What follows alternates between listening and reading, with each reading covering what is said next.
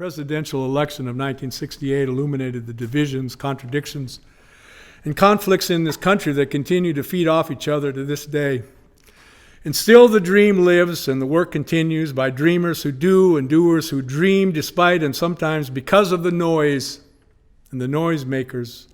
It continues at places we visited on the pilgrimage like the William Winter Institute on the campus of the University of Mississippi, like the Equal Justice Initiative in Montgomery where we played a small part in their lynching project.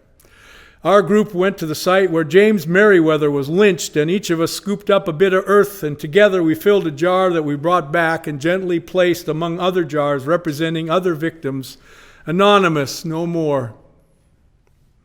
We also gathered in one of their meeting rooms where they dimmed the lights and showed a video that had been a broadcast on 60 Minutes of how Brian Stevenson had won the release of Anthony Ray Hinton, a man who'd spent more than 30 years of his life on death row for crimes he didn't commit. And when the lights came back up, there was Anthony Ray Hinton, who once we stopped clapping and sat down, shared his story.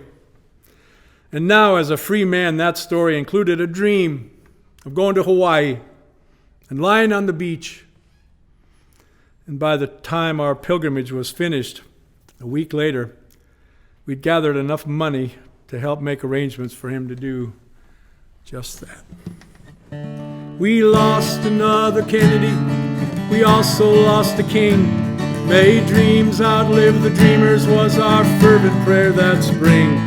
When Humphrey lost to Nixon, no one heard of Watergate or knew all we had left to lose in 1968.